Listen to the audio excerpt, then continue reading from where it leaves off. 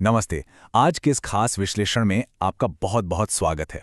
आज हम जंगल का छोटा हीरो नाम की एक बहुत ही कमाल की क्लासिक कहानी को डिकोड करने वाले हैं। देखा जाए तो ये सिर्फ एक कहानी नहीं है, बल्कि लीडरशिप, अप्रत्याशित साहस और हमारी उन पुरानी धारणाओं को तोड़ने का एक बहुत ही गहरा सबक है जिन्हें हम सच मानकर बैठ जाते हैं। बहादुरी शरीर से नहीं, बल्कि दिल से होती है। अब सोचिए, जंगल के सबसे खूंखार और ताकतवर राजा यानी एक शेर को आखिर ये बात क्यों कहनी पड़ी। सोचने वाली बात यह है कि आखिर उस घने जंगल में ऐसा क्या हुआ होगा जिसने एक महान राजा को ताकत की अपनी ही परिभाषा बदलने पर मजबूर कर दिया। चलिए इसकी गहराई में चलते हैं। तो चलिए भाग 1 से शुरू करते हैं और मिलते हैं हमारे छोटे और बहुत ही जिज्ञासु दोस्त चिंकू से। चिंकू हमारी इस कहानी का हीरो है। वैसे तो ये एक छोटा सा खरगोश है, लेकिन पता है इसकी सबसे खास बात क्या थी?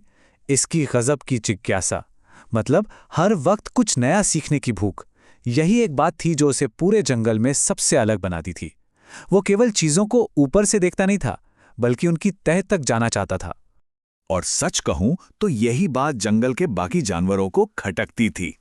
एक तरफ हमारा चिंकू है, शारीरिक रूप से भले ही छोटा और कमजोर, लेकिन दिमाग से एकदम तेज।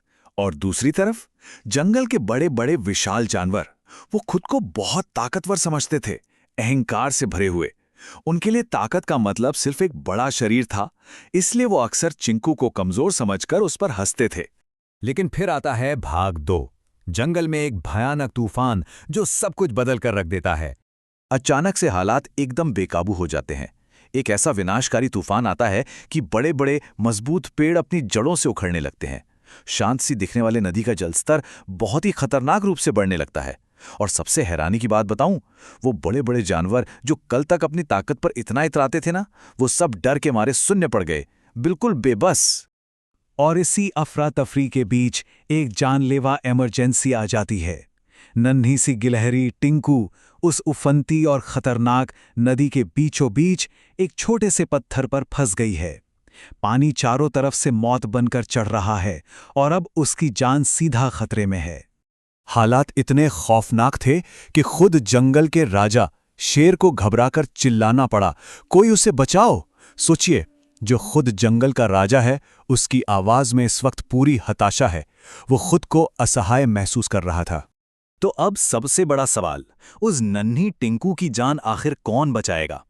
राजा का सीधा आदेश था, पुकार थी, लेकिन पानी का बहाव इतना डरावना था ना कि जंगल के सभी मजबूत और शक्तिशाली जानवर अपनी जगह पर एकदम बर्फ की तरह जमे रहे। कोई भी 1 इंच आगे बढ़ने की हिम्मत नहीं जुटा पा रहा था। खौफ ने सभी को जकड़ लिया था। और यहीं से शुरू होता है भाग 3, हमारे छोटे खरगोश की बड़ी बहादुरी। संकट हमेशा ऐसे ही अप्रत्याशित नायकों को जन्म देता है। ऐसे वक्त में जब हर कोई पीछे हट रहा था और अपनी जान बचाने की सोच रहा था, तब चिंकू ने जो किया वो वाकई हैरान करने वाला था। उसने बिना किसी हिचकिचाहट के खुद को आगे किया और बहुत ही बहादुरी से कहा, मैं कोशिश करूंगा। जरा इमेजिन कीजिए इस सीन को। जिस वक्त बड़े बड़े जानवर मौत के डर से कांप रहे थे, इस नन्हे से खरगोश ने एक जीवन बचाने का जिम्मा उठा लिया। अब आप सोच रहे होंगे कि डरी हुई भीड़ ने उसकी तारीफ की होगी। बिल्कुल नहीं। इतने संगीन हालात में भी उनका अहंकार हावी रहा। अरे इतना छोटा खरगोश क्या कर लेगा? उन्होंने हंसते हुए तंज कसा। मतलब एक तरफ किसी की जान जा रही है और बचाव के ठीक पहले ये मजाक स्थिति को और भी मुश्किल बना देता है। खैर, चिंकू ने इन बातों पर कोई ध्यान नहीं दिया। उसका पूरा फोकस सिर्फ और सिर्फ समाधान पर था। उसने तुरंत अपनी वो हमेशा सीखने वाली जिज्ञासा का इस्तेमाल किया और एक गजब की योजना बनाई। पहले उसने जंगल से मजबूत बेलें इकट्ठी की, फिर अपना दिमाग लगाकर उन्हें जोड़कर एक लंबी रस्सी बनाई। सुरक्षा के लिए उसने एक सिरा पेड़ से बांधा और अपनी जान जोखिम में डालकर उफनती नदी में उतर गया। ये सिर्फ साहस नहीं था, ये कमाल का क्राइसिस मैनेजमेंट था। लेकिन यह सफर इतना आसान नहीं था। उसे प्रकृति की हिंसक ताकतों का सीधा सामना करना पड़ रहा था।